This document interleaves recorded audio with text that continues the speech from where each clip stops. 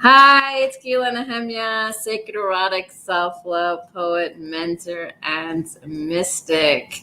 I'm so glad that you are here. If you're here or listening to the replay, I'm going to be talking today about if you feel that you are in charge of your feelings. Just that's the question. Are you in charge of your feelings? Do you allow outside circumstances or people to have power over your worthiness? What does that mean, you might ask? Like if you are, I gave some examples, when I was posting this today. So sometimes, if like my son didn't do the dishes and he said he would, sometimes I would just start to go off, or I suddenly would get a call from somebody about, possibility for a job, and I'd be doing all the assignments and everything. And then I didn't get the job. Then I'd get really upset, and I'd get upset for hours, sometimes days, and feel really bad about myself. So if you do that sometimes, or you find yourself, having an expectation and then having that expectation not met, and then becoming sad or upset by it. The question I would have for you why does not meeting that expectation upset you? Because of course we feel like, okay, if that wasn't met, then does the question also, I guess I'm asking you, is if it upsets you, is that questioning your worthiness? Sometimes we like things in a certain way, and if it can't get done in the way we want it to be done, then we get upset. We're like, oh, okay, I'm gonna do it. But the fact of the matter is, let's just say in the case of my son, if he doesn't do it, that has nothing to do with whether I'm worthy or not, whether he did it or not. It's if he decided to do it or not, and it has nothing to do about his worthiness. He's still my son. I love him very much. It's just a circumstance, and allowing that circumstance not to bother me anymore is a huge deal, actually. And just letting it go, letting him be whoever he's going to be. He always does wash it. It might be a day, it might be 2 days, but it does get cleaned, and trusting him with that. So, and I think that's really important, for me, especially, it was about acceptance. Acceptance for what is, and not allowing myself to change it, and allowing it to completely flow. So if you're in that space where you sometimes let outside circumstances upset you for many, hours and days, and then making you feel bad, I'm just asking you to question yourself. Like, why does it make you feel bad? How is it a question or even a measurement of your happiness or your worthiness? And then the other thing is, how can we actually move away from depending on these outside circumstances to make ourselves happy? And that means people, plans, things, something breaking, like we can have emotion stored in a piece of jewelry, for example, and then it might break, or we might lose it, and then we might feel bad. And that's completely, everything's completely fine, like there's no judgment. You might feel that, but the question is, that piece of jewelry that you might have had such attachment to, and if it breaks, it breaks, or you lost it. And what I would ask you to do is, so even after you have the emotion, to disconnect from that emotion after a certain amount of time would be to be like, okay, what does it mean to me? Why did this happen? To be consciously aware of what's going on, rather than it taking over your well-being.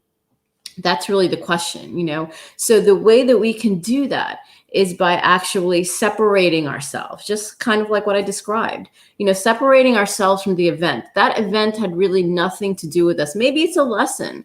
Maybe there's something we need to learn from that this doesn't define us. We're still defined, whether this is in our life or not, whether my child washed the dishes or not. I'm still who I am, and I'm just as fine the way I was before and the way that I am now, and accepting what is has been a huge equilibrium for me. Just accepting and flowing with what is. And so it's always again, so why doesn't it affect me? Because I don't allow it to affect me. And even if it does affect me and, I feel myself going into some kind of, turbulence, or however you want to call it, sadness or pain, I ask myself, why am I feeling that way? What is it triggering in me where I feel this way? And how can I choose to change the way I feel? Because I can choose to do that. Another person is not actually wielding control over me. I'm allowing that to happen to me. And the moment that I say, I don't allow that to happen to me, whether the person does or not, it's out of my control what the person does. But what I can control is the way I react to it, which is super important. The way we react to events, people, things in our life are super, super important. I hope you can hear me. And please let me know. So if you really think about the way you react, you can really choose how you want to react to things. You can decide, you could set an intention even in the beginning of your day that I'm going to have a really good day. Regardless of what happens in my life, I'm going to have an amazing day.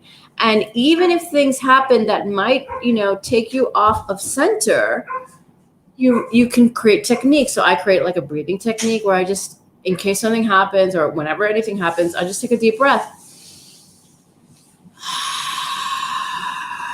3 times.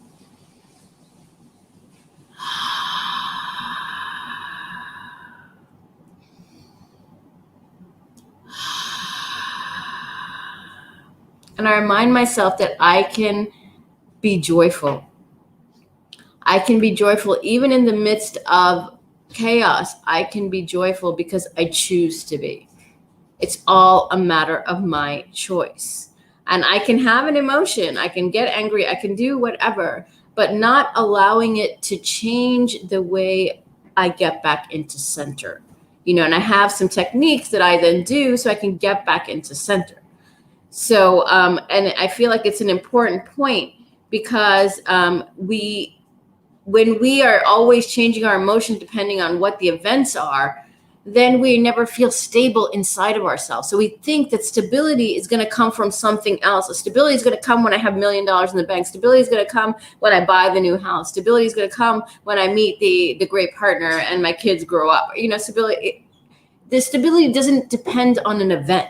Stability depends on right here, being completely centered in your own body. Really feeling your body and realizing, okay, this is my body, this is how I feel, and acknowledging the feeling at the moment and realizing that feeling will pass and you can come back into the space of center. And that can be through breath, that can be through movement. If you're feeling something like stuck, you can move and it can bring you back to center. It can be through stillness, meditation. Helps me to come back into center. Sleeping, sometimes I'm tired. I don't know about you guys, but I totally get angry when I'm tired. So then I make sure that I rest. Instead of getting all stressed out, I rest. I take time for myself. I love myself enough to realize what's important for me, and I do that. So the question I have for you, are you doing that? Whoever's watching, would you like to ask a question? I'd be more than happy to answer it. It's supposed to be also live question answer. So if there's any question you have, please let me know. And if you're on the replay, please feel free to share any questions that you might have so that I can answer them. And I just wanted to also share that my intimate self-love affirmation challenge will begin on December 11th, which will be live streamed to my Facebook group and YouTube. And I will be coming on most days at 5 p.m. Israel time, and I'll always let you know. And by Wednesday, I'm going to give you a list of topics that I'm going to be going over so that you have an idea. So really this is about is that a daily practice, and the daily practice begins with coming on with me on December 11th, and we're doing it for 21 days so that it becomes your daily practice. And you can take the techniques that I show you and continue them or add something else or subtract, however you feel. But doing something for 21 days actually creates a habit.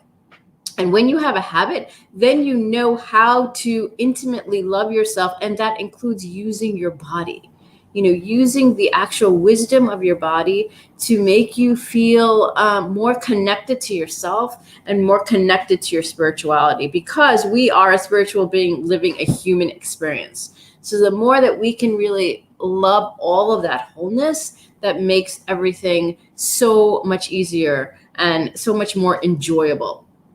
So if this is resonating with you, please let me know. Again, when you affirm yourself daily, I was going to say that, what I used to say, I say every morning, and I said it today, like, I am beautiful, I am amazing, I am abundant, I am powerful. And I say that daily. And I say that with meaning. So if you'd like to say that with me right now, I am beautiful, I am powerful, I am amazing. One more time. I am beautiful. I am powerful. I am amazing. And you say that with your heart. You really feel that. And you realize when you even say it, that is the truth. That is the truth of your soul and your heart. And if your mind is telling you otherwise, that's false. That's a falsity, because you can really do whatever you decide to do.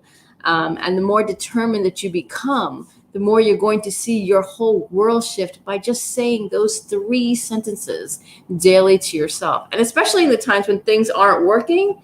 This is one of my clients did this. She was like, everything is good. Everything is working out just for me. She had a certain mantra that she said, and things did. It's unbelievable almost, but I have now understood that it's not unbelievable. It's magic. It's magic what we say to ourselves. It's magic of the words that we speak and the words that we think. And this is what we're going to be doing during the 21 days. We're going to be speaking words. We're going to be breathing. We're going to be doing some movement to totally allow yourself to feel that power inside you, the beauty within, and how amazing you actually are. So if this is resonating with you, I encourage you to join the 21-day program. It's going to be starting again on the 11th of December, and it'll be primarily live streamed in my Facebook group and on my YouTube channel. And I will probably flip-flop between my business page and my profile in Facebook, but I'm really, really excited to do this, and I look forward to joining.